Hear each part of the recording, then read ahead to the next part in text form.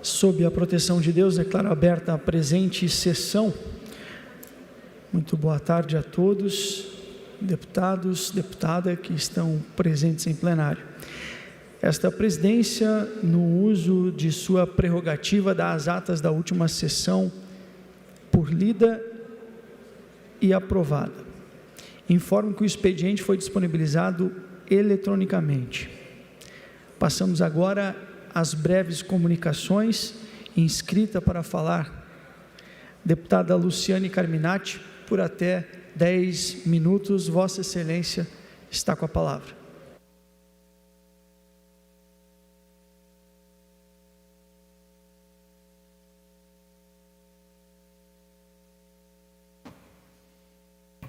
Quero cumprimentá-lo, presidente, demais deputados e também o público que nos acompanha. Hoje eu vou falar de um tema dolorido, mas que a gente precisa ter a coragem, a firmeza e a sensatez de enfrentá-lo. Por que matam as mulheres? Vocês acompanharam nosso ato em memória das vítimas de feminicídio em Santa Catarina. Uma ação que gerou muito impacto, comoção e emoção no estado inteiro. E sabem por quê? Porque cada par de sapatos expostos ali no hall representa a ausência e o silêncio das 51 vítimas de feminicídio em 2024, inclusive um bebê. Cada sapato carrega uma história interrompida, um futuro roubado, um luto que não pode ser ignorado. Mais do que isso, cada sapato representa uma tragédia evitável.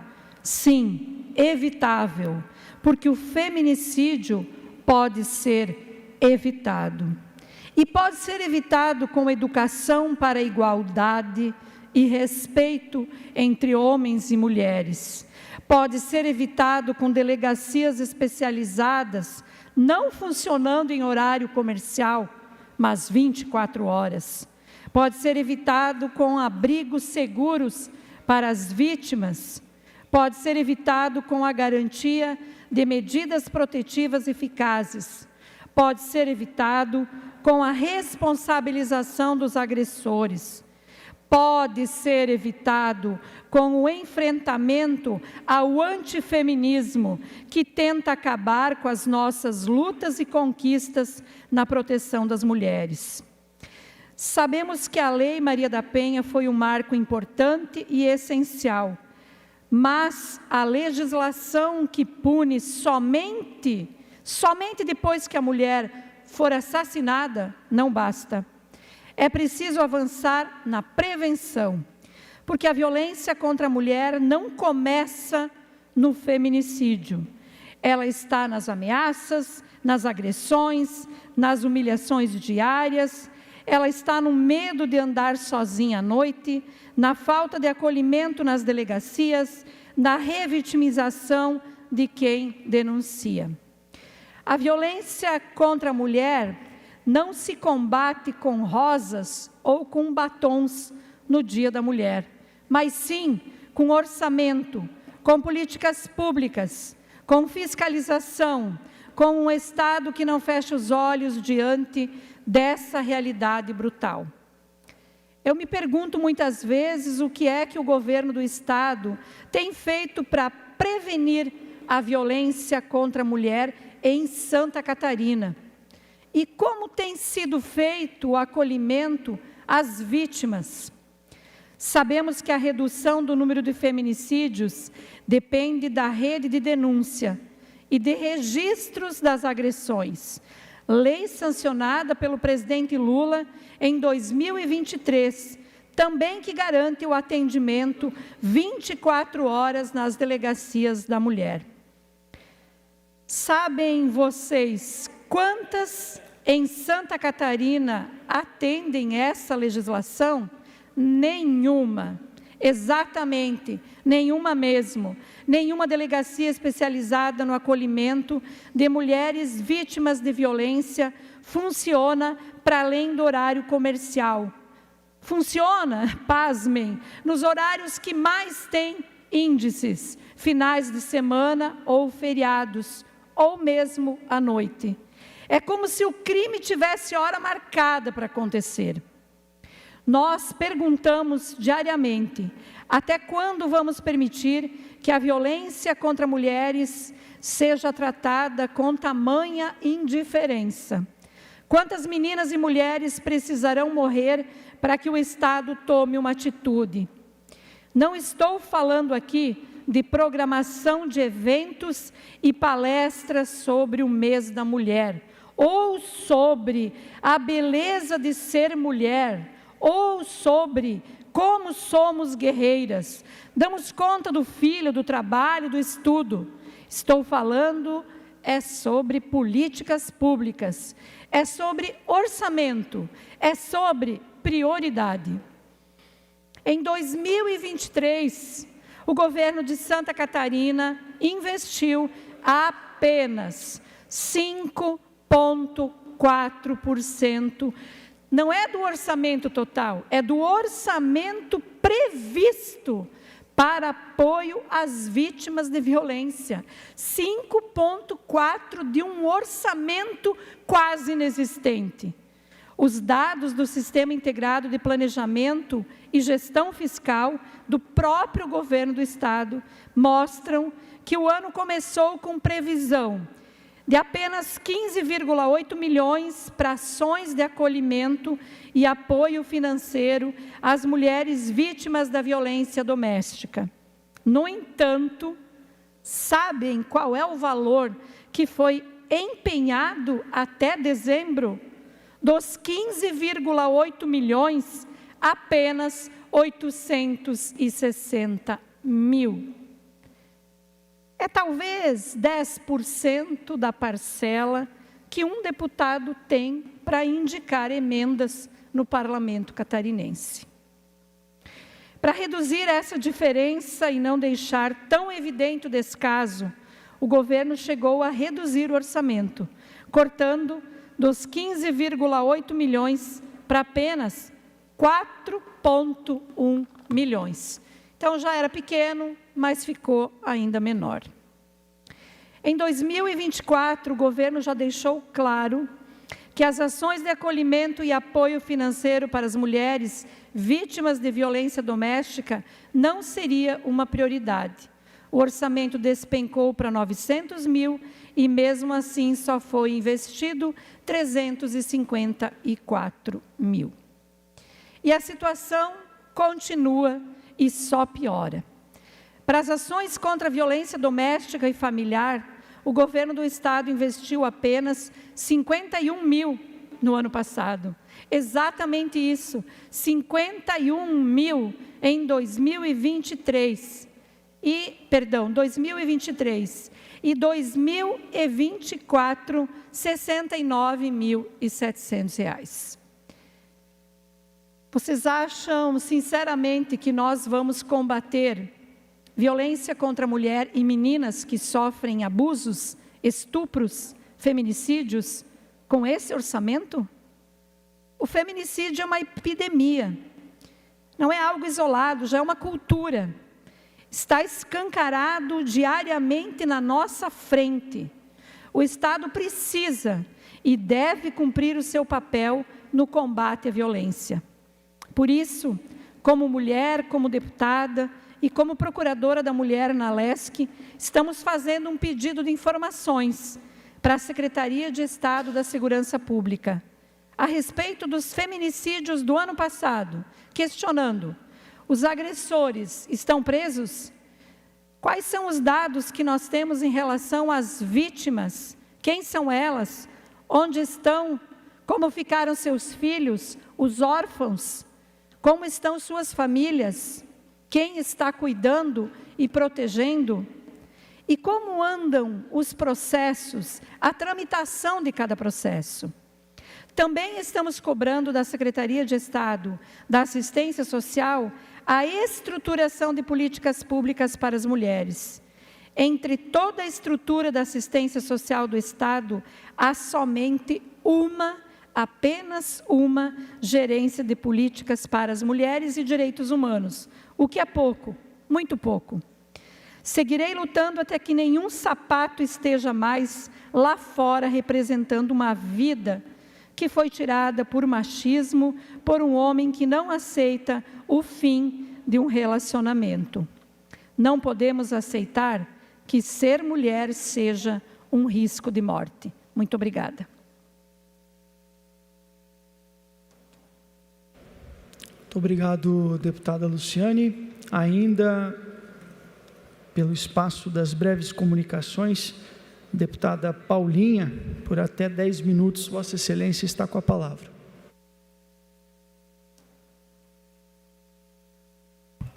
Senhor presidente, meus colegas, o que me traz à tribuna nesse mês de março, lamentavelmente, é um episódio muito triste, sofrido pelo município de Lages, quando tem uma mulher violada nos seus direitos. E com muita tristeza, com muita dor, eu toco neste tema tão sensível, em razão de uma violência que foi provocada por um dos quadros do nosso partido.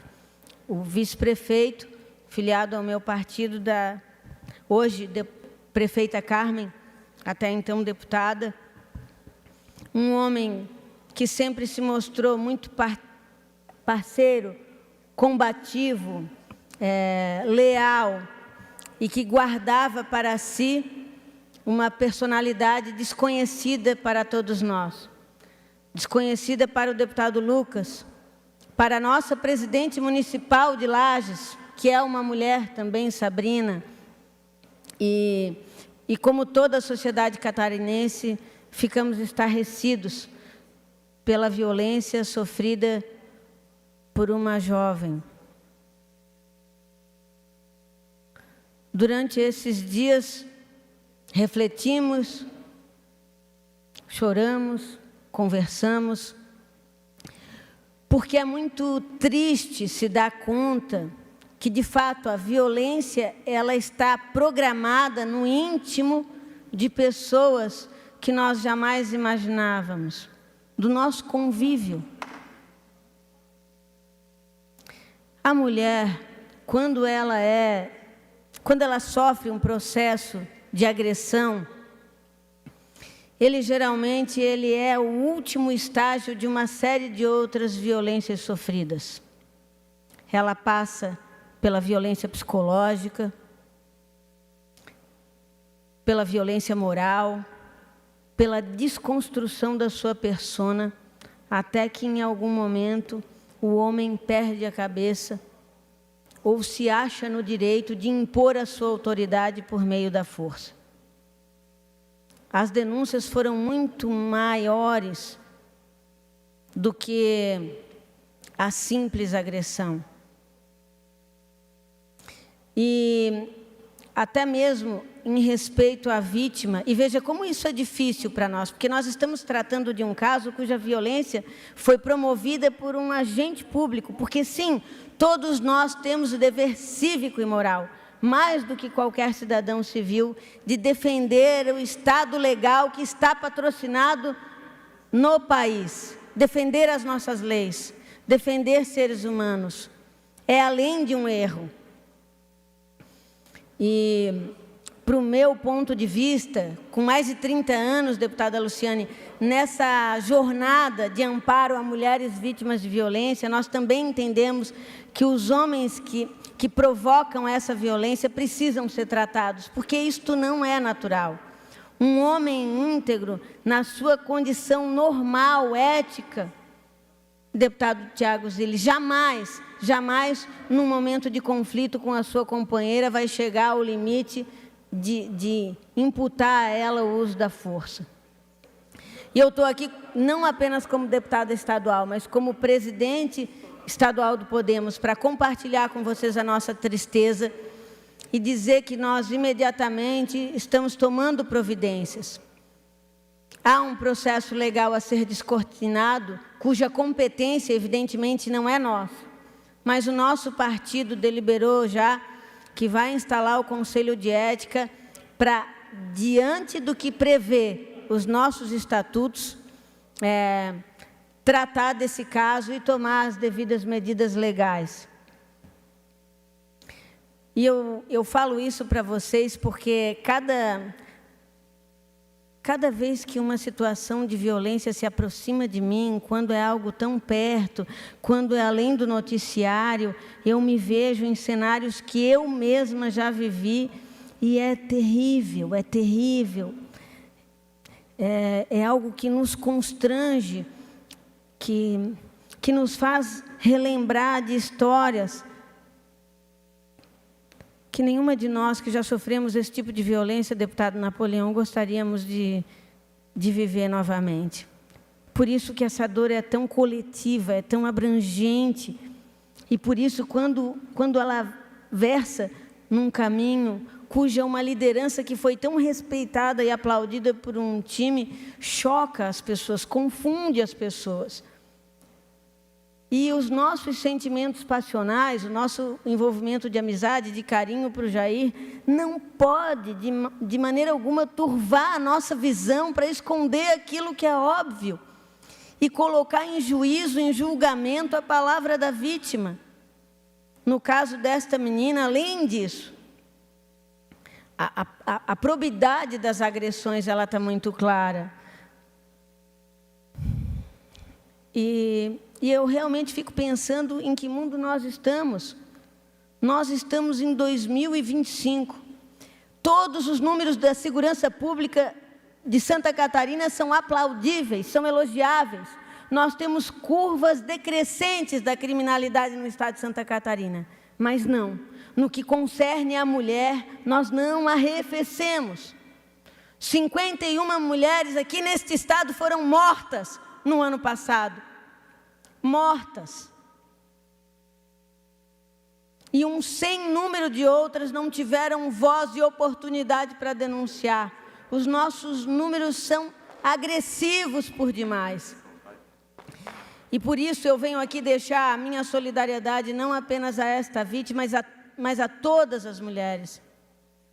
Eu não fujo da gratidão que o Jair Júnior, como colega partidário, nos entregou ao longo da sua jornada, em inúmeros momentos, sempre tão leal, tão parceiro do grupo, mas isto, em hipótese alguma, concede a ele o benefício do perdão para algo imperdoável. Não é possível, seja quem for, um filho, um irmão, um amigo querido, um pai, a violência contra a mulher não pode ser, em hipótese alguma, tolerada, sob pena de ela não ser estancada na nossa sociedade. E eu venho aqui, em nome do nosso partido, também apresentar o nosso sincero pedido de desculpas à sociedade catarinense, ao povo lagiano, porque jamais nos apresentou um sinal que, dentre os comportamentos deste jovem, que precisa de um tratamento, e eu já disse isso a ele também, pudesse levar a atitudes de desrespeito às mulheres desta forma. Venho aqui reiterar o meu compromisso, não apenas como mulher, mas como uma guerreira lutadora desse Estado, para que homens e mulheres, para que todos e todas sejam efetivamente cuidados e respeitados. O nosso partido não tolera esse tipo de ato. E me solidarizo, deputado Lucas, com o seu sofrimento e a sua dor, que vê uma pessoa tão próxima se entregar a um ato que, em definitivo, precisa ser estancado na sociedade catarinense. Esta fala é por todas as mulheres catarinenses, por todas as mulheres lagianas, por todas aquelas que neste momento revisitaram as suas dores como eu. E o que eu peço é que esta casa continue nos abraçando e nos amparando nas causas que versam sobre direitos e proteção das mulheres. Neste mês de março, nós temos mais de 10 proposições de diversos parlamentares que tramitam nas comissões. O meu pedido, como no ano anterior, é que a homenagem que seja feita às mulheres se paute por novas leis por mais instrumentos de proteção aprovados nesta casa, deputado Napoleão. Que mais do que homenagens, e eu tenho dito isto com frequência, mais do que homenagens, sessões solenes, palestras só para mulheres, nós precisamos estancar esse estado de coisas, conversando e dialogando sobre essas questões. Por último, de forma muito breve, nos meus 30 segundos finais, presidente, que eu rogo que o senhor permita que eu conclua a minha fala, eu trato de forma muito breve de um tema. Nós estamos protocolando hoje um projeto de lei que trata sobre a relação dos conselheiros tutelares com as forças de segurança pública. Não vou aqui estender a minha fala nesse tema, porque o meu coração envolvido com a causa de gênero da proteção à mulher tomou muito do meu tempo hoje. Mas gostaria de pedir enormemente a atenção dos colegas, especialmente o deputado Pepe Colasso, que ao receber esta matéria pudesse tramitar na CCJ de forma mais célere possível, porque trata também esse tema de um desajuste de autoridades que tem traduzido na violência gratuita a conselheiros tutelares, justamente homens e mulheres que são derrogadas a eles a competência de proteger as nossas crianças e adolescentes. Volto a esta tribuna para... Obrigada, senhor presidente, para tratar desse tema em outro momento. Que Deus abençoe a todos. Obrigada. Muito obrigado, deputada Paulinha. Ainda pelas breves comunicações, com a palavra o deputado Maurício Peixe. Vossa Excelência tem o tempo de 10 minutos.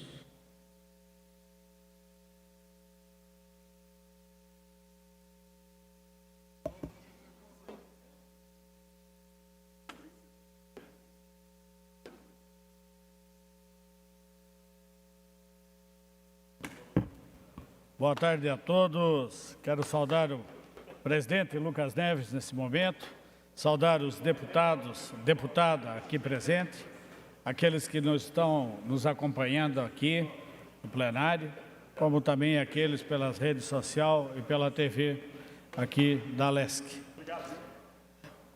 O Norte é um sucesso. O Norte, em crescimento, é muito maior do que a gente imagina. Não estou falando do norte do Brasil, estou falando do norte de Santa Catarina. O norte encontra o norte. Esse foi o tema que a Associação Comercial e Industrial de Joinville teve para reunir no dia de ontem em torno de 200 lideranças empresariais, como também políticas, para debater o crescimento econômico, o crescimento da região, os cases de sucesso, tanto político das prefeituras, como também de empresas. Foi um dia de quem participou, e lá esteve todos os deputados da região norte, tanto o deputado Sargento Lima, deputado Matheus Cadorim, deputado Fernando Crelli, depois, quando teve a presença do governador Jorginho Melo, deputado Antídio Lunelli e deputado Vicente Cado Preço. Mas aqui eu quero destacar, a cada prefeitura, foram 8 nessa etapa, que foram convidadas para fazer a demonstração dos cases de sucesso, ou seja, de gestão correta, gestão eficiente e que está dando resultado para a comunidade. Nós vimos casos, por exemplo, como o Porto de Itapuá, o que maior tem crescimento hoje na nossa região. Nós temos aqui os 5 portos de Santa Catarina, que representam praticamente 50% de cargas, de volume de cargas do Brasil. E 2 deles estão aqui na região norte, que é de Itapuá, de São Francisco do Sul. E também tem o de Navegantes, Itajaí, que é muito próximo, muito perto. E são sucesso. Recentemente, agora, na semana passada, o governador do estado esteve lá em Itapuá, se não me engano, já pela 3ª ou 4ª vez durante o mandato. Ele esteve assinando com o Porto de Itapuá um termo onde a ordem de serviço vai começar a dragagem lá da entrada do canal para o porto, que vai beneficiar tanto Itapuá quanto São Francisco do Sul. Vai ser 300 milhões de reais investidos, onde o porto vai bancar para ser descontado esses impostos em 12 anos. E isso é importante para o porto, que vai receber navios de grande porte, o maior porte de navio do mundo que vai receber Itapuá. E, além disso, toda a areia, material retirado dessa dragagem, vai diretamente para a engorda da praia de Itapuá, que vai melhorar sensivelmente. E, além disso, também tem um acordo com o governo do Paraná. Aqueles royalties que era de petróleo, que Santa Catarina ganhou na Justiça, onde o Estado do Paraná vai fazer a obra de duplicação do porto para a rodovia 416, Porto de Itapuá. Hoje, são mais ou menos 4.500 caminhões por dia que vão para Itapuá. A rodovia é calculada a 22 mil veículos por dia. E isso faz com que precisa e é necessário a duplicação.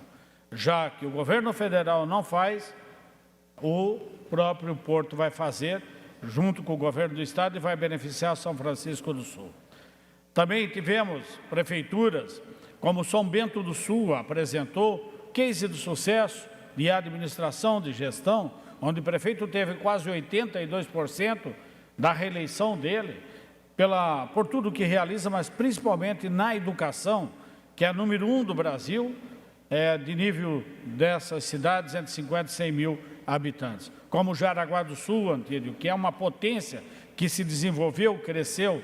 Como é Araquari, a cidade que cresce e desenvolve com grande capacidade industrial, qualidade. Como é São Francisco do Sul, com um porto. Como é Guaramirim, agora com a nova administração, onde que tem um potencial de crescimento, e como a gente diz, Guaramirim vai ser agora a bola da vez de crescimento, pelo potencial que tem, pela nova gestão que tem, empresarial, com conhecimento e com apoio nosso e do governo do estado. Nós temos também Garuva, que é outra cidade, que é a entrada de Santa Catarina, que se desenvolve, cresce, e com indústrias indo, e principalmente aproveitando a questão logística do porto de Itapuá. E Joinville, que é a cidade hoje maior de Santa Catarina, que tem uma administração arrumada, ajustada, de sucesso, que faz desenvolver cada vez mais a cidade. Daí vem as empresas que também se apresentam como case de sucesso, como, por exemplo, o Porto de Itapuá, como a IRPO, como a Condor de São Bento e outras que apresentaram o crescimento e o melhoramento. Mas de tudo isso vem aí a interrogação. Somos sucesso.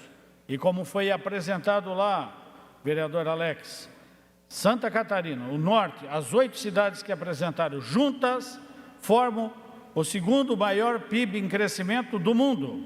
Só perdeu para Israel. Essas 8 cidades, o PIB em crescimento só perdeu para Israel. Isso é sinal de que nós temos sim uma economia certa, um investimento correto, gestão política correta, porque precisa ter para poder a cidade se movimentar e melhorar. Mas um empresariado forte que confia em Santa Catarina, confia na gestão também nossa do estado e confia no crescimento ordenado que tem. Nós temos hoje um grande número de pessoas que vêm de fora de Santa Catarina, mas principalmente dos estados do Nordeste e de outros países, como por exemplo Venezuela, Cuba, que vêm para cá procurar trabalho, ter trabalho, porque nós temos falta de mão de obra em toda a nossa Santa Catarina, especial na região norte. Então esse crescimento é fantástico. Aí vem, presidente, outra situação daí lamentável, porque nem tudo é flores, nem tudo é bom. Nós temos aí uma defasagem grande de infraestrutura. Infelizmente, nós não temos, por exemplo, Joinville, uma cidade de maior do estado de Santa Catarina, não tem nenhuma via de entrada duplicada. Agora, o nosso governador do estado, lá em Joinville, junto conosco, os deputados, deputado Lima, vai colocar recursos para a duplicação do Otto Ackerdorff. como já foi feita também a Edgar Maestre. Então, Joinville vai se desenvolver.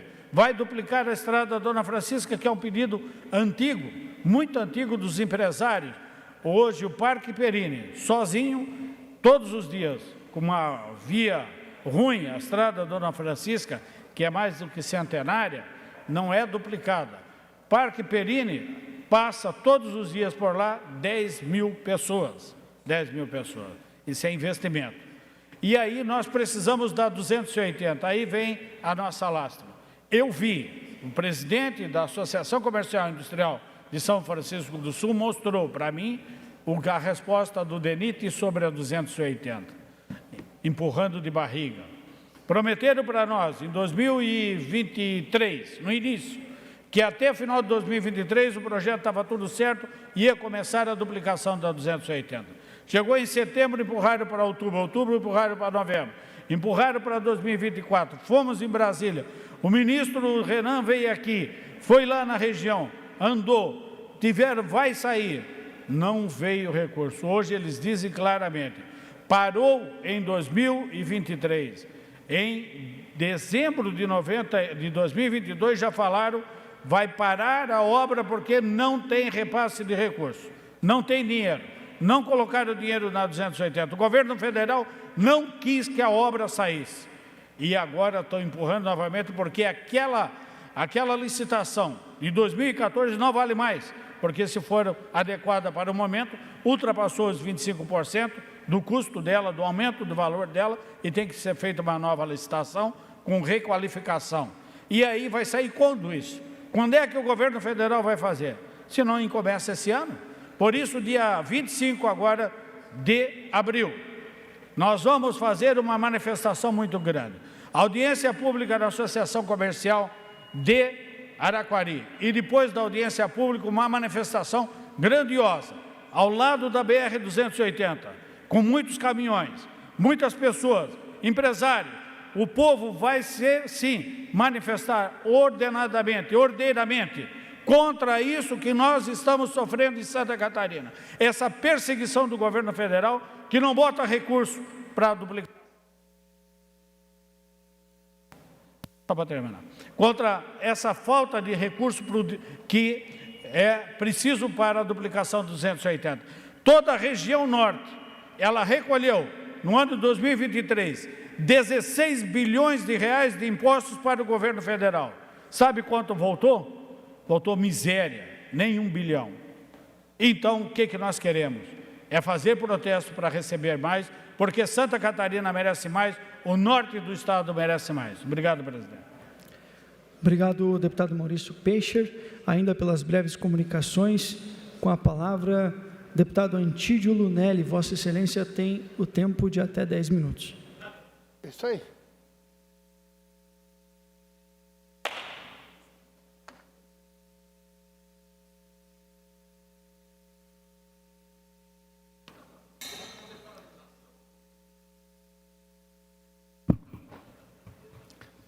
Senhor presidente Lucas Neves, senhoras e senhores deputados catarinenses que nos acompanham através do nosso trabalho aqui da Alesc. Hoje eu convido todos para uma reflexão sobre um tema essencial para o futuro do nosso Estado e do nosso país: a educação. Sabemos que um povo educado é um povo preparado para os desafios do futuro, mas, infelizmente, o Brasil tem falhado nesta missão. E por quê? Um dos problemas é que o governo federal concentra o poder e recursos, impedindo que os estados e municípios que conhecem de perto as necessidades locais tenham uma autonomia necessária para oferecer um ensino de qualidade. Esse modelo é equivocado e não dará conta de atender às necessidades que temos de melhorar a qualidade da educação oferecida às nossas crianças e aos nossos adolescentes. Nós estamos entre as últimas colocações nos rankings internacionais que avaliam o desempenho dos nossos alunos. Vamos nos contentar com isso? Como podemos continuar despejando bilhões de reais em um modelo centralizador que não traz os resultados esperados? Nos Estados Unidos, o ex-presidente Donald Trump anunciou que irá acabar com o Departamento de Educação e devolver esta responsabilidade aos estados. Uma medida ousada, mas com um objetivo claro, de fortalecer a autonomia regional e tornar a gestão educacional muito mais eficiente. Quanto mais perto o poder público estiver do cidadão, mais este cidadão vai conseguir fiscalizar e cobrar mais qualidade da educação. Além disso, a municipalização da educação tem se mostrado uma estratégia eficiente para adaptar o ensino às realidades locais. Cada cidade tem suas particularidades e desafios, e são os gestos municipais que conhecem melhor estas necessidades. A descentralização também torna a gestão dos recursos financeiros muito mais eficiente. Quando estados e municípios têm autonomia, os investimentos podem ser feitos de forma mais estratégica, garantindo que os recursos cheguem onde realmente são necessários. A fiscalização também funciona melhor assim. Um exemplo de que a municipalização funciona melhor, por exemplo, está nas notas maiores de alunos da rede municipal nas provas que medem desempenho e conhecimento. E outro exemplo está nas estruturas físicas das escolas. As prefeituras, quando bem administradas, conseguem com muito mais facilidade manter as escolas em boas condições, com boa estrutura. Diante deste cenário, precisamos debater com seriedade a necessidade de reformular a estrutura educacional do nosso país. O Ministério da Educação se tornou um gigante burocrático, distante da realidade das escolas e das salas de aula. A nossa prioridade deve ser o aprendizado dos alunos e não a manutenção de uma máquina burocrática ineficaz. Mas descentralizar não basta. Precisamos modernizar a educação no Brasil. O mundo está mudando rapidamente e nosso sistema educacional não pode ficar para trás. O ensino técnico deve ser fortalecido, preparando nossos jovens para o mercado de trabalho e impulsionando o desenvolvimento econômico.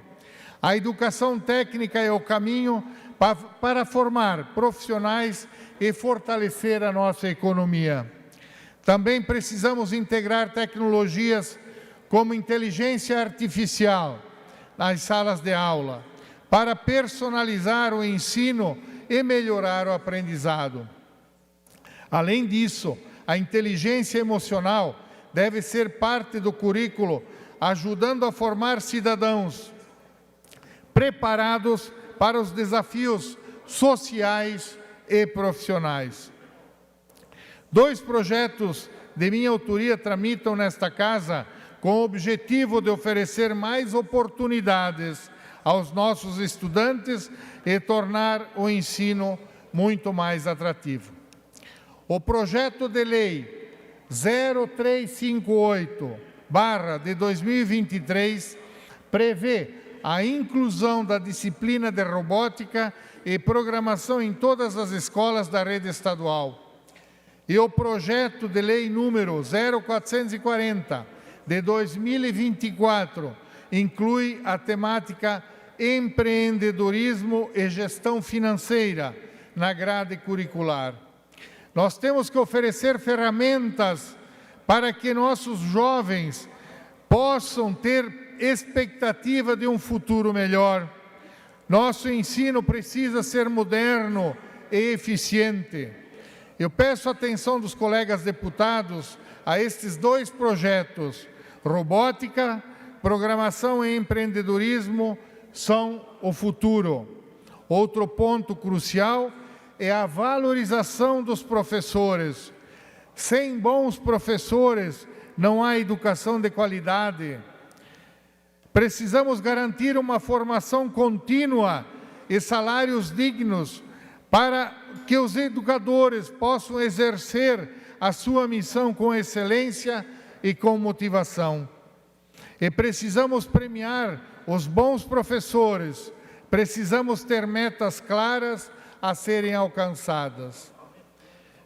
Senhoras e senhores, não podemos mais aceitar que os nossos jovens continuem sendo prejudicados por um sistema falho. Precisamos agir, precisamos descentralizar, modernizar, fortalecer estados e municípios e garantir que a educação brasileira finalmente avance. Muito obrigado a todos, senhoras e senhores. Seria isso, senhor presidente Lucas Neves. Obrigado. Muito obrigado, deputado Antídio Lunelli. Ainda pelas breves comunicações, com a palavra, deputado Napoleão Bernardes. Vossa Excelência tem o tempo de até 10 minutos.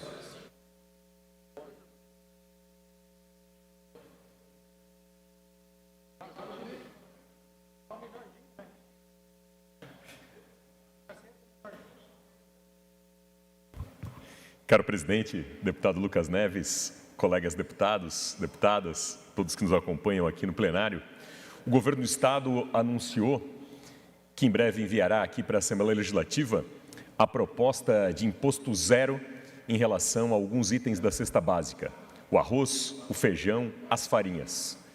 Num momento em que cada ida ao supermercado é um susto, um assalto, num momento em que cada vez mais, com o mesmo salário, se coloca menos comida na mesa das famílias, essa é uma ação importante. Imposto zero na cesta básica de itens essenciais como arroz, feijão e as farinhas. E esse imposto zero vem a se somar àquilo que já tinha de imposto zero em relação aos ovos, às frutas e às verduras. Como falei, cada ida ao mercado é um assalto no bolso do trabalhador. Às vezes é difícil explicar para as pessoas, traduzir para as pessoas o que é inflação. Mas inflação tem um jeito muito fácil de explicar. É quando com o mesmo dinheiro a gente coloca menos comida na mesa. Com o mesmo salário é menos comida na mesa. Em Santa Catarina, há 30 anos, há 3 décadas, há uma política muito importante em relação à cesta básica. Aqui em Santa Catarina, uma lei estabeleceu 23 alimentos, tem esses com imposto zero. Agora se pretende incluir o arroz, o feijão, as farinhas, já tinha o ovo e já tinha também hortifruti, frutas e verduras, e outros alimentos então têm um imposto reduzido, 41% a menos. Isso já há 30 anos é praticado em Santa Catarina. As carnes, macarrão e assim por diante. E nessa questão, a Assembleia Legislativa tem uma vitória importante, uma grande vitória, que foi em 2023, quando essa lei estava perdendo validade, ela ia deixar de valer. E aí, na virada do ano, no dia 1º de janeiro de 2024, se a Assembleia Legislativa não agisse, cobrasse, se o governo do Estado não tivesse encaminhado para cá um projeto de lei, Santa Catarina amanheceria no dia 1º de janeiro de 2024 com 41% a mais de imposto no lombo do trabalhador em relação aos alimentos essenciais. A Assembleia cobrou, o governo foi sensível, foi encaminhado aqui para a Assembleia Legislativa, os deputados aprovaram a renovação desse benefício fiscal de desconto de 41% no ICMS dos alimentos mais essenciais. E agora, quando está por chegar à Assembleia Legislativa um projeto de lei que vai pretender zerar o ICMS de alguns itens, como arroz, o feijão e a farinha, eu penso ser chegado o momento de aproveitar e fazer uma revisão de determinados itens. E dou um exemplo muito concreto.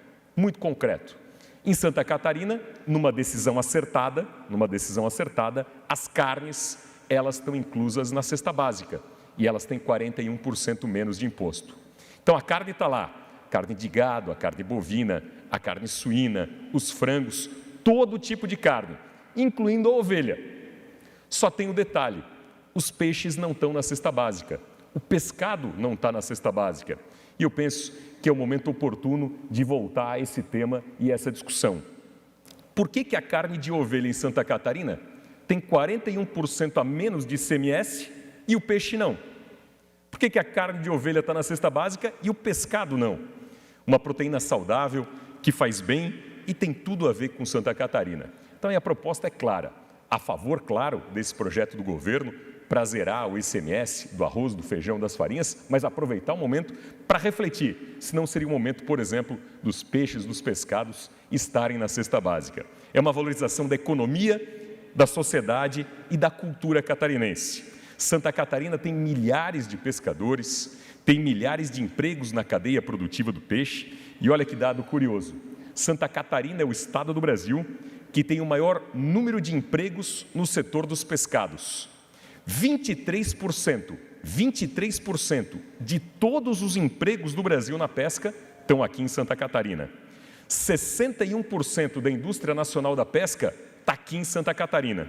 E por isso eu faço a defesa que também os pescados, também o peixe, estejam na cesta básica catarinense. E como eu questionei, se a carne de ovelha está na cesta básica de Santa Catarina pagando menos imposto, o peixe também deveria estar, o pescado também deveria estar.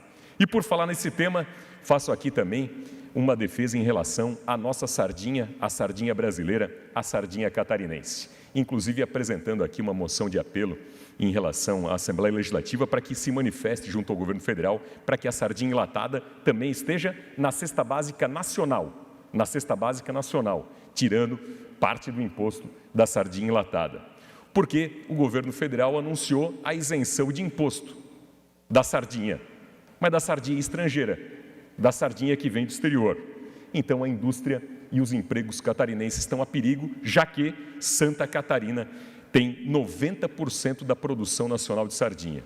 Então, se a sardinha do exterior, a sardinha que vem para cá, vai pagar imposto zero, por que a sardinha catarinense vai continuar pagando todo o imposto e todo o custo do Brasil? O emprego do exterior agradece, os trabalhadores do exterior agradecem e a indústria e os empregos de Santa Catarina estão a perigo. Isso é um tiro no peito da economia do Estado e vai tirar o sustento de muitas famílias. Então, se houve a isenção do imposto de importação da sardinha importada, que também se inclua a nossa sardinha enlatada na cesta básica nacional para retirar também o imposto para dar competitividade à sardinha produzindo aqui, garantindo, portanto, o sustento das famílias catarinenses. Era isso por hoje, senhor presidente. Obrigado pela atenção. Muito obrigado, deputado Napoleão Bernardes. Nós encerramos agora as breves comunicações. Os inscritos aqui poderão fazer o uso da palavra nas explicações pessoais. Passamos agora ao horário destinado aos partidos políticos. Pelo PL, alguém gostaria de fazer uso da palavra? Pelo PL, deputado Sargento Lima, Vossa Excelência está com a palavra.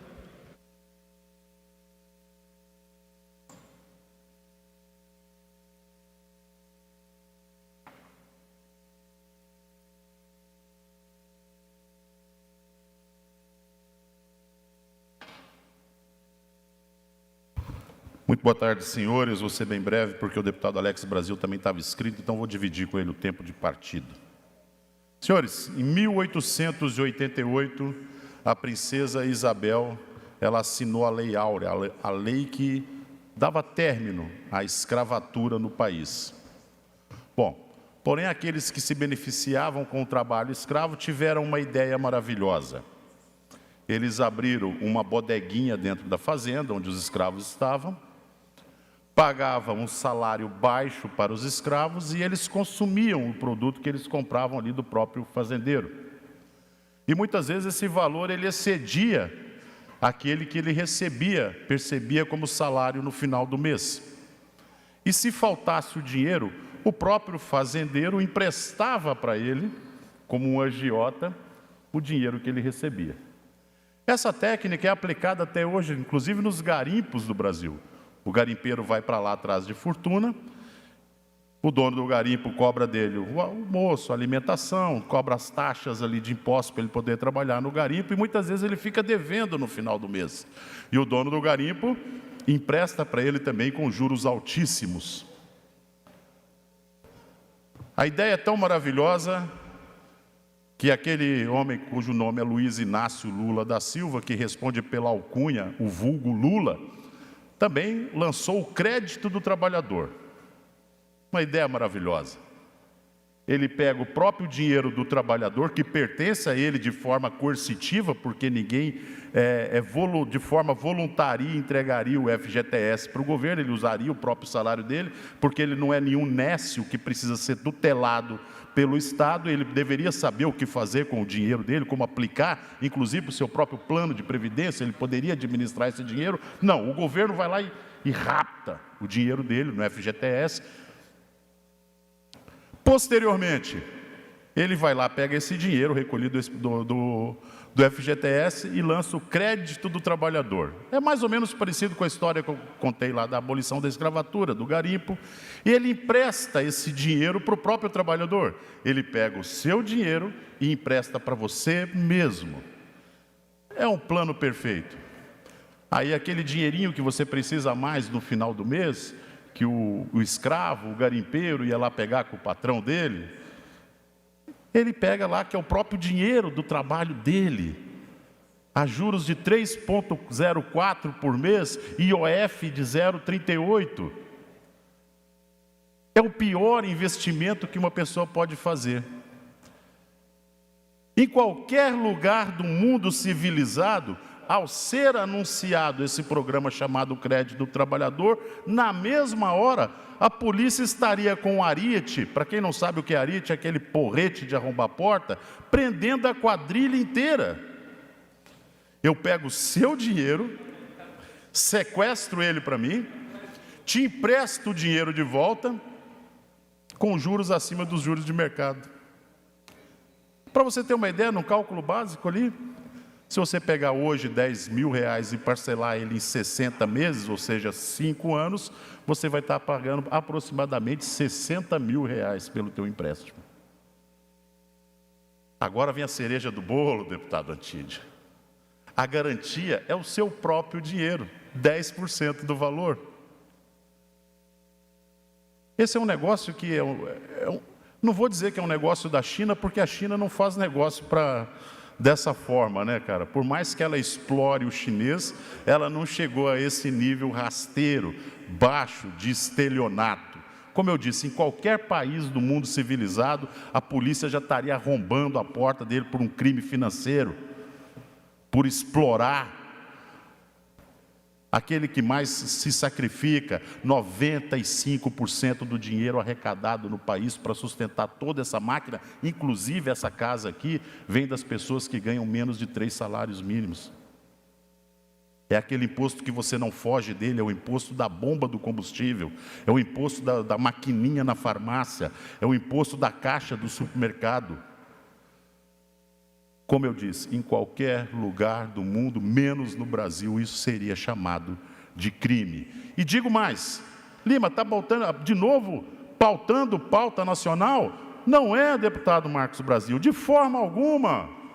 Qual é o estado da federação, deputado Maurício Peixe, que tem o maior número de carteiras assinadas e menor número de Bolsas Família? O estado de Santa Catarina. E qual que é o mais beneficiado pelo Bolsa Família com o menor número de carteiras assinadas do país? O estado do Maranhão. Agora nós já temos 2 comparações para fazer. Ora, se tem dinheiro no caixa, quem colocou o dinheiro no caixa foram os estados superavitários. Ou seja, exemplo que eu estou dando aqui, o estado de Santa Catarina. Então esse dinheiro que vai ser emprestado lá no extremo norte do país, é o dinheiro de quem? É o dinheiro do catarinense sendo espalhado para o Brasil, para essa quadrilha organizada, poder fazer proselitismo político, dizendo que vai emprestar dinheiro para quem mais precisa, quando está colocando uma corda, uma argola, uma corrente, como os grilhões que prendiam os escravos, só que elas são invisíveis. Essa triste realidade que nós vivemos no país. Essa é a triste realidade. E nosso trabalho aqui é abrir os olhos da população também. Enxerguem isso. Enxerguem que o Estado de Santa Catarina está bancando a festa de estados deficitários. É isso que nós estamos fazendo aqui no Estado de Santa Catarina. Viu como é um cenário nacional? Levantado aqui anteriormente de forma muito inteligente pelo deputado Napoleão Bernardes, reduzir de 32% para 0% a taxa dos produtos importados, inclusive a sardinha. Nós estamos falando do risco de emprego na cidade de Itajaí, que é o maior PIB do estado, em 70 mil empregos diretos e indiretos.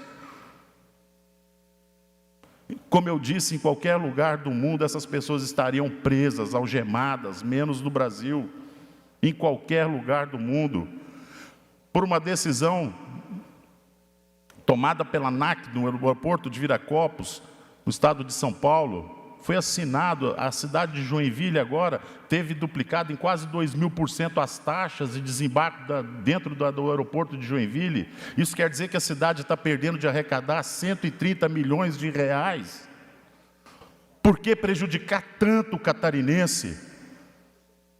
E eu até entendo quem lá nos rincões mais distantes do estado, lá onde o Judas perdeu a botas, ainda insista em gritar, pai Lula, pai Lula. Porque talvez seja o único recurso que aquele miserável tem, mas quando eu vejo um catarinense fazendo isso, eu não consigo compreender. Eu não consigo de verdade compreender. Julgando contra o patrimônio, atirando contra o próprio pé. Nunca vi isso em minha vida. É difícil estabelecer um vínculo entre a realidade e essa situação que nós vivemos hoje no país. Principalmente num estado, que é o estado mais prejudicado da federação. Muito obrigado. Muito obrigado, deputado Sargento Lima. Ainda pelo PL, deputado Brasil.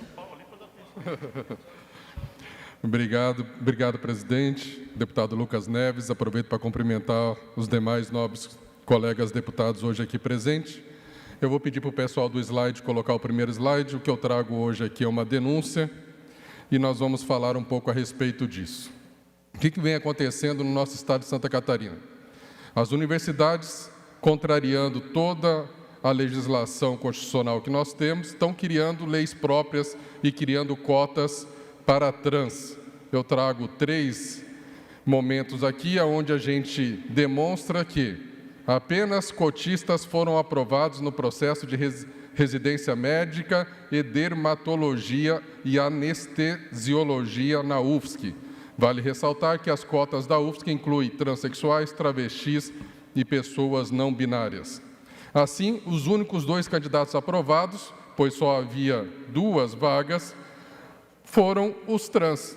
E os demais não tiveram chance nem mesmo de serem julgados pelos seus méritos e pela capacidade da prova que prestaram. No próximo slide, a gente fala agora aqui de um caso mais recente, aquele foi o ano passado, esse é de agora, onde uma vaga só existente, uma vaga para pediatria, mais uma vez foi destinada para a reserva de pessoas candidatas que se dizem trans. Ou seja, estamos colocando para dentro das universidades aquilo que os legisladores, reitores e órgãos competentes das universidades decidem que é o que eles querem, tirando totalmente a possibilidade de outras pessoas concorrerem a essas vagas. Então, o que nós precisamos fazer nesse momento? Uma grande reflexão, pois não basta mais ter a melhor nota, não basta ter qualificação, não basta ter títulos. O que basta hoje é você se enquadrar num recorte ideológico. E uma vez que você se enquadre, você está dentro daquele concurso público. O que temos aqui não é inclusão, é uma exclusão disfarçada de justiça social, aonde o edital 007 de 2025 da UFSC decidiu, sem nenhuma previsão legal, que pessoas trans terão cota garantida para dar aula na universidade. Ou seja, se conseguirem convencer a sociedade de que sexo biológico é apenas um detalhe, fica muito fácil relativizar tudo, moral, família, liberdade de expressão e até a própria Constituição. Uma sociedade fragmentada sem valores sólidos, sem família forte e sem identidade definida é uma sociedade totalmente pronta para ser manipulada.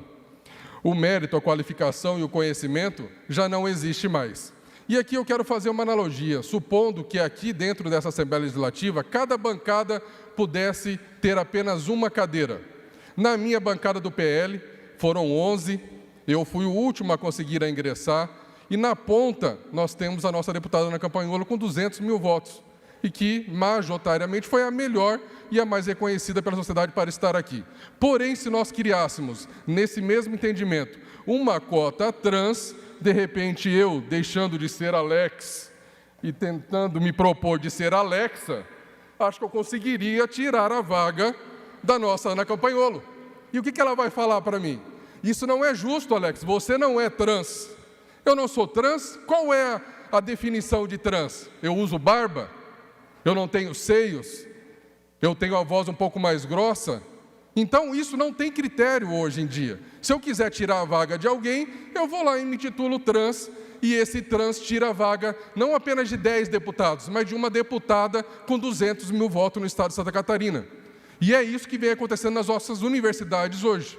Infelizmente, a gente fala, mas isso é só nas universidades, eles são assim mesmo. Não, eles não são assim mesmo.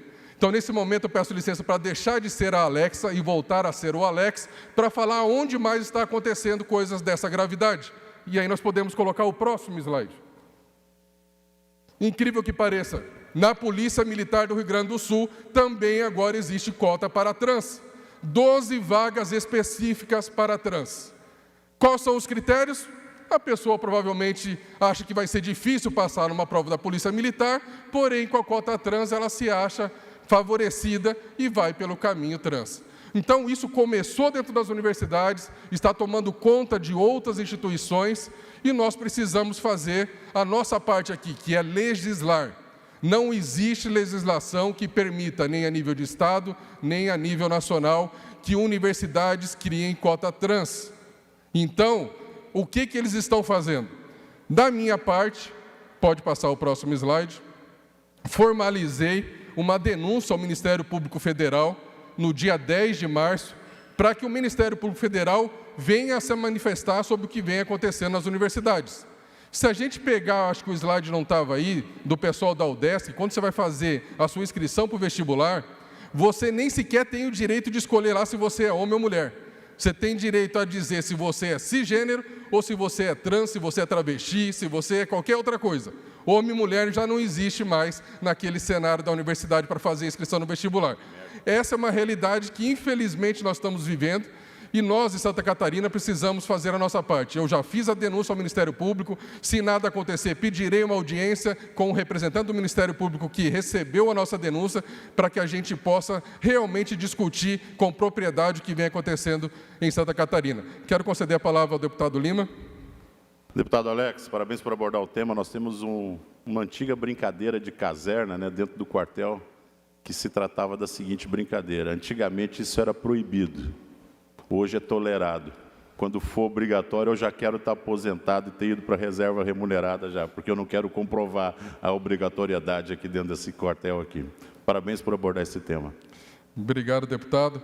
Para finalizar, então, eu acho que dentro do nosso estruturamento jurídico e dentro do que nós, deputados estaduais, podemos fazer é ir para cima do que está acontecendo em Santa Catarina de forma bizarra, onde as pessoas que se consideram homem, mulher, já não têm mais espaço em concurso público. E, diante disso, fazemos a nossa parte, que é legislar a respeito e cobrar também das autoridades que façam o exercício da sua profissão para que isso seja imediatamente cessado. Muito obrigado. Muito obrigado, deputado Alex Brasil. Ainda pelo horário dos partidos políticos, Bloco Social Democrático, MDB, PSDB. Pela ordem, senhor presidente. Deputado Vicente. Saudando o vereador Preto e o amigo Tiago Stoinski de Guaramirim aqui presentes, para prestigiar a Alesc. Era só, senhor presidente. Obrigado. Obrigado, deputado Vicente Caro Preso. Pelo Bloco União, PSD, PRD. Pelo Bloco Democracia, Inclusão Social e Igualdade, PT, PSOL. Deputado Fabiano da Luz, Vossa Excelência, com a palavra.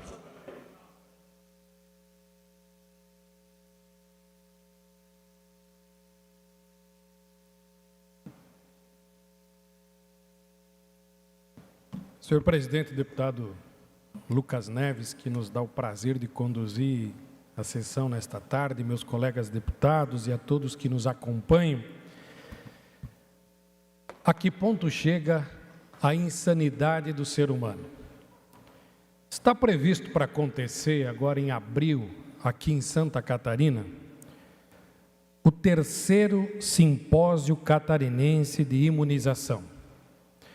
É um evento já tradicional, é um evento técnico, promovido pelo Governo do Estado de Santa Catarina, pela Secretaria de Estado da Saúde, pelo Sistema Único de Saúde, pela Superintendência de Vigilância em Saúde, a Diretoria de Vigilância Epidemiológica de Santa Catarina, a Gerência de Doenças Infecciosas Agudas e Imunização. Pasmem, senhores, o evento está para ser cancelado, porque tem ameaça de invasão de pessoas que são antivacinas. Existe uma coisa dessas? É de se acreditar que isso pode acontecer aqui em Santa Catarina? Outro dia tinha um seminário aqui dos antivacina, que é o cúmulo. Mas eles fizeram o seminário e está tudo certo, é o direito que eles têm. Se são contra a vacina, querem fazer seminário, não querem proteger seus filhos, o problema é deles. Fizeram o seminário aqui, tudo certo. Agora, as áreas técnicas, que têm fundamentação científica, que têm pesquisa na área, que têm vacinas no mundo inteiro, seres humanos, em animais, agora tem que cancelar um evento por ameaça de invasão. De saber que são as vacinas que estão erradicando uma série de doenças mundo afora. Se vocês não estão preocupados com a saúde e o futuro dos filhos de vocês, deixem quem está preocupado com seus filhos cuidar deles. Deixem que as áreas técnicas, governamentais, as áreas de saúde, que sabem o quanto bom, o quanto eficaz, o quanto resultado positivo tem as vacinas, que eles possam fazer o trabalho deles. Agora, ameaçar, invadir um evento para promover quebradeira, não que isso seja anormal para esse grupo. Dá para ver o exemplo de Brasília, que inclusive tem julgamento hoje, que acham que se não é do jeito que querem, tem que sair quebrando tudo. Mas respeitem quem está preocupado com a saúde, respeitem quem está preocupado com as crianças, respeitem quem quer erradicar as doenças no nosso estado, no nosso país e no mundo. Porque existem lutas, os próprios clubes, Rotary, Lions, que tem ligações no mundo todo, tem campanhas internacionais de erradicação de doenças através de vacinas, através das gotinhas. E de repente você vê uma cena como essa, das áreas técnicas analisarem o cancelamento de um evento tão importante por ameaça de invasão por grupos que são contra a vacina, simplesmente porque foram convencidos de que cloroquina e ivermectina faz mais resultado do que uma vacina pesquisada no mundo todo.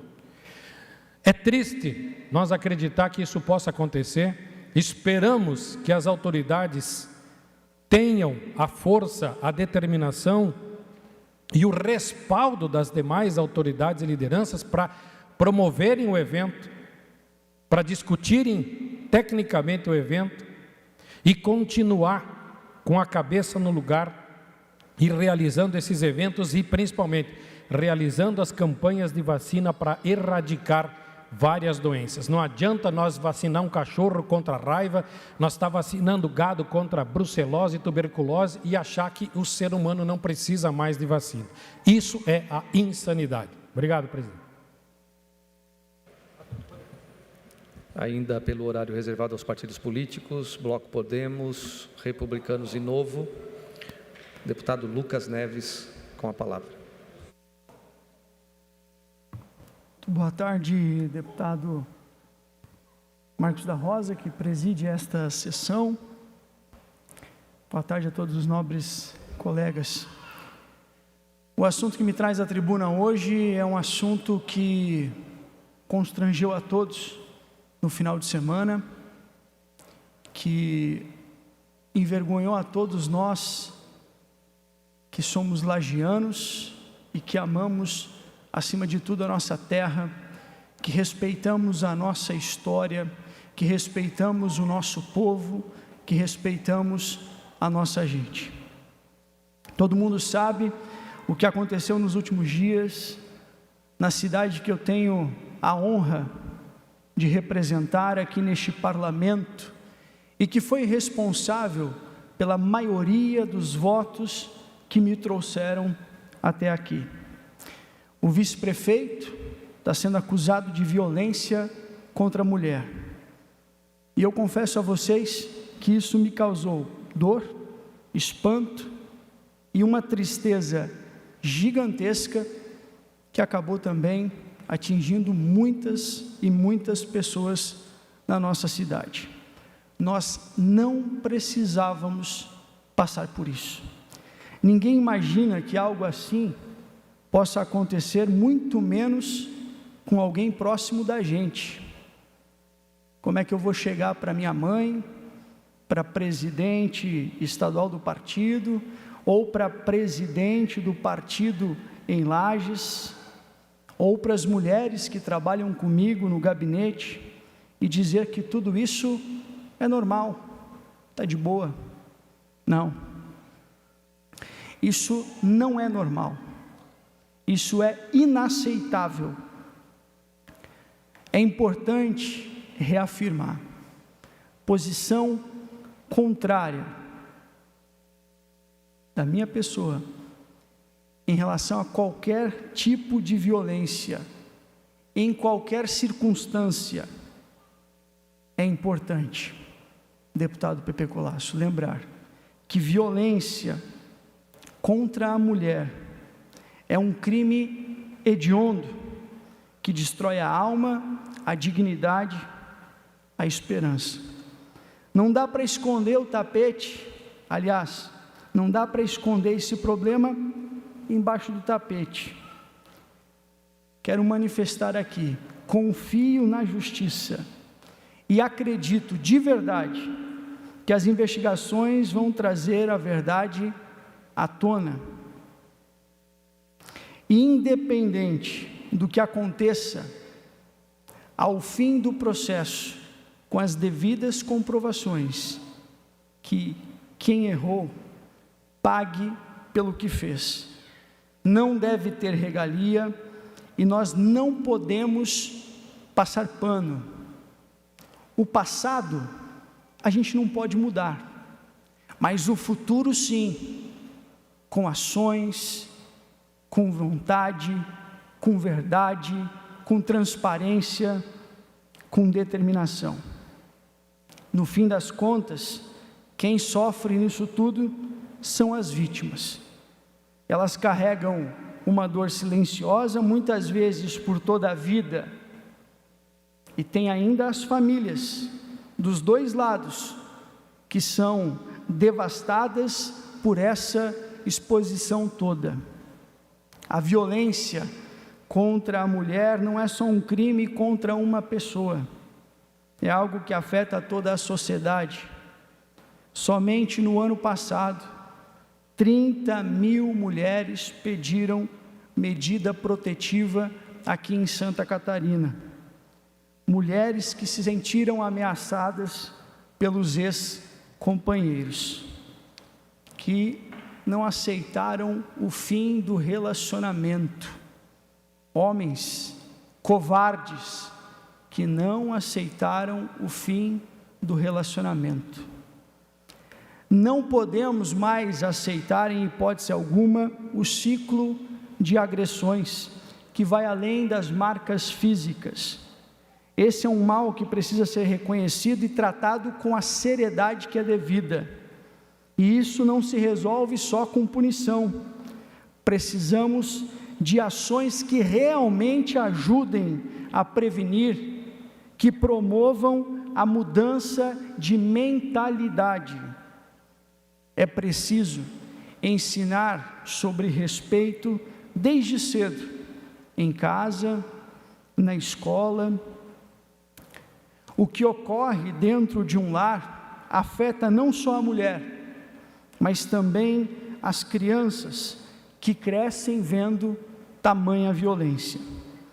É nossa responsabilidade acolher as vítimas, dar apoio, fazer com que se sintam seguras, amparadas, ouvidas.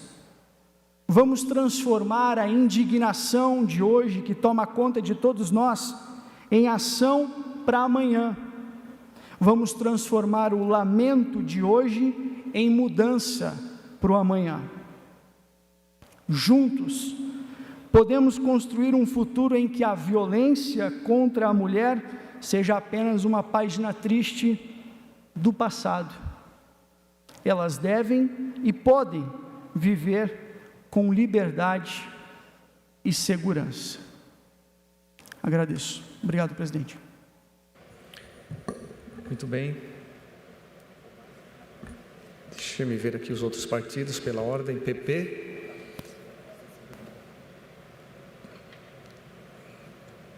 PDT. Ok. Passo a condução dos trabalhos ao deputado Lucas Neves.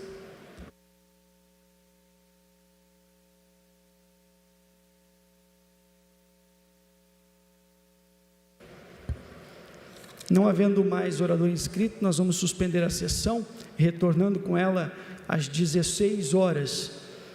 Antes disso, neste momento, por solicitação do deputado Júlio Garcia, nós abrimos espaço para a manifestação do vereador do município de Imaruí, senhor Ricardo Alencar Pezente Graff, acompanhado do presidente da comissão organizadora, senhor Gilson Manuel Rosa, para divulgar a festa de Nossa Senhora dos Passos, que acontecerá no dia 6 de abril. Sejam bem-vindos e fiquem à vontade para fazer uso da palavra.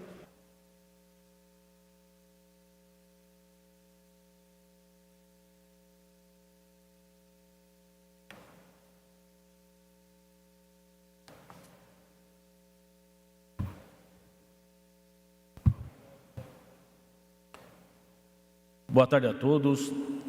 Senhor presidente da Assembleia Legislativa de Santa Catarina, deputado Júlio Garcia, senhor deputado Lucas Neves, que preside essa sessão, aos senhores e senhoras deputados aqui presentes. É com grande honra que me dirijo a esta Assembleia Legislativa para falar sobre a festa do Senhor Bom Jesus dos Passos de Imaruí, um evento que reúne milhares de pessoas todos os anos há mais de um século. Venho aqui hoje para anunciar que a festa do Senhor Bom Jesus dos Passos se inicia agora, no próximo domingo, dia 30 de março de 2025. Aproveito ainda para falar um pouco da história do Senhor Bom Jesus dos Passos de Imaruí. A história da imagem do Senhor Bom Jesus dos Passos é fascinante. Quando chegou à vila, à época ainda a freguesia de São João Batista, pertencente ao município de Laguna, a imagem que chegou entre as mercadorias de um barco causou grande alvoroço a toda a população. Todos queriam conhecer a preciosa obra.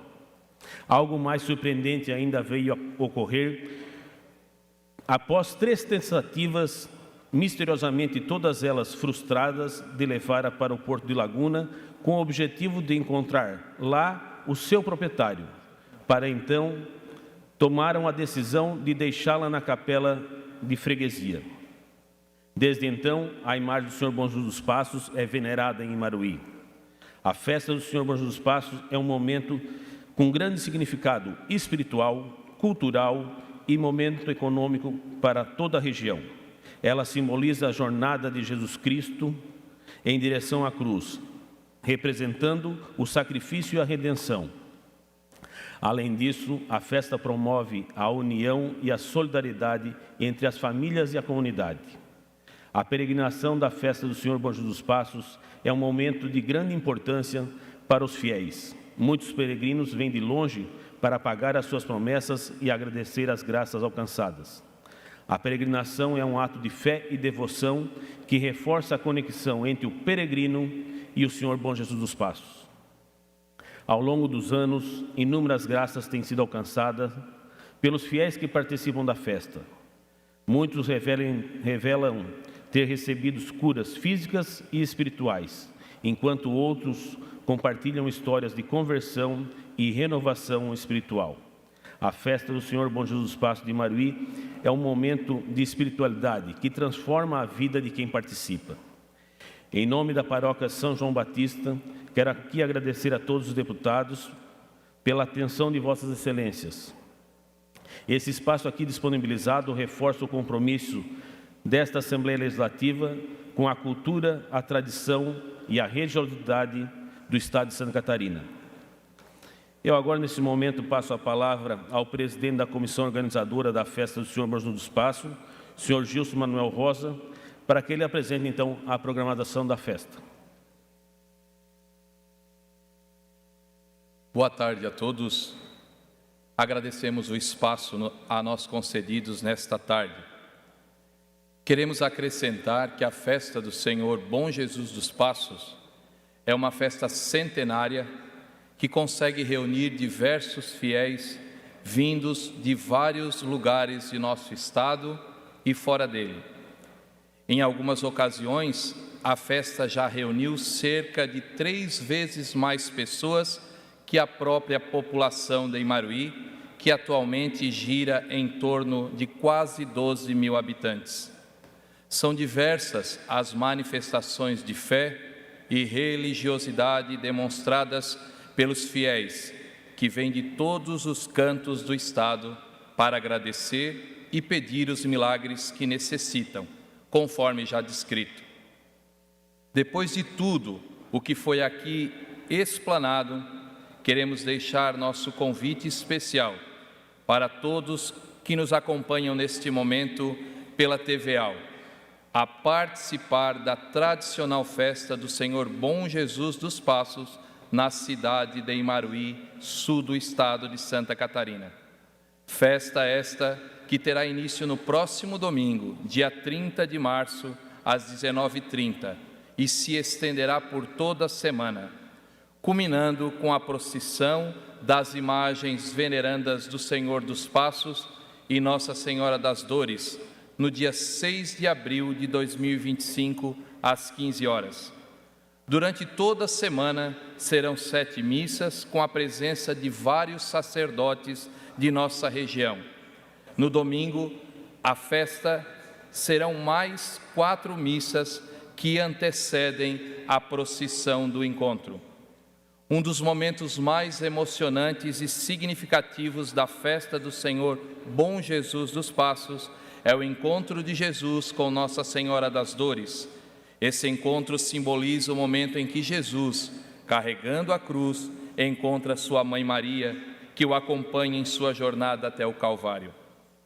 Esse encontro é especialmente significativo porque representa a união entre Jesus e sua mãe, que é também para os católicos a mãe de todos os cristãos. É um momento de grande emoção e devoção em que os fiéis podem refletir sobre o amor e o sacrifício de Jesus e sua mãe Maria. Além disso, o encontro de Jesus com Nossa Senhora também simboliza a esperança e a redenção que ele traz para a humanidade. É um lembrete de que, mesmo em momentos de dor e sofrimento, há sempre a possibilidade de encontrar a paz e a salvação em Jesus Cristo. Será um prazer e uma honra para os paroquianos e munícipes da cidade de Imaruí receberem a todos os visitantes, visto que a cidade se prepara por vários dias para deixar tudo pronto para que todos se sintam bem acolhidos. Que os passos do Senhor nos levem a Imaruí.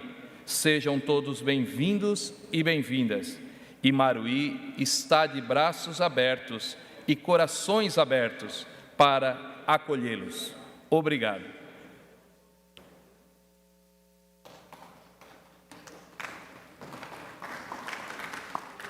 Senhor presidente, só... Fique à vontade, deputado. Me permita aqui só para cumprimentar o amigo Alencar, vereador da cidade de Imaruí, organizador da festa Bom Jesus dos Passos, o Gilson, que vem hoje aqui prestigiar a nossa Assembleia Legislativa, e fazer a divulgação dessa festa tão tradicional na cidade de Maruí, que tenho certeza que vai ser um sucesso absoluto. Transmita, Gilson, por favor, a toda a comissão organizadora da festa, né, a nossa felicidade de ter esse povo de Maruí envolvido para que essa festa continue escrevendo a tradição dessa cidade tão importante da região sul do estado de Santa Catarina, resgatando toda essa questão da tradição religiosa, que é muito importante para o nosso povo lá da região sul, e Maruí não é diferente, e essa festa marca essa tradição na cidade de Maruí. Então, desejar sucesso, que seja uma grande festa, como todos os anos tem sido, e a Assembleia fica mais uma vez muito contente aí por vocês escolherem também essa casa para divulgar para todo o povo de Maruí, do povo de Santa Catarina, essa festa tão tradicional na cidade de Maruí. Com a palavra, deputado. Vereador e organizadores da festa, parabéns. Como conservador, eu fico muito envaidecido de ver as pessoas ainda cultivando tradições que passam de um século, né? E como chama a atenção os números, 3 vezes uma população da cidade, o número daqueles que visitam aquela cidade, além do turismo religioso, ainda eu acredito que atrás disso ainda acompanha muito aquele fortalecimento da alma do indivíduo, daquelas pessoas que estão ali testemunhando, né, ano a ano, a oportunidade de estar junto com aqueles que são os seus irmãos de fé, professando a fé católica na cidade de Maruí. Parabéns para todos vocês ali. Eu tenho a mais absoluta e plena certeza que essa edição será mais uma edição de grande sucesso e que vocês vão receber pessoas maravilhosas lá e que vão trazer bastante energias positivas, bastante lucro para a cidade e que vai engrandecer ainda mais o evento de todos vocês. Essa casa vos pertence, sejam sempre bem-vindos aqui. Mais uma vez, parabéns pelo evento. Obrigado, deputado Lima. Agradecemos a manifestação do vereador Ricardo e também do presidente da comissão organizadora, senhor Gilson. Desejamos aí muito sucesso na festa de Nossa Senhora dos Passos, no dia 6 de abril. Toda a sociedade catarinense convidada a estar lá no município de Maruí. Sejam sempre bem-vindos a esta casa. Senhores deputados, continuamos a suspensão da sessão e retornaremos com a ordem do dia às 16 horas.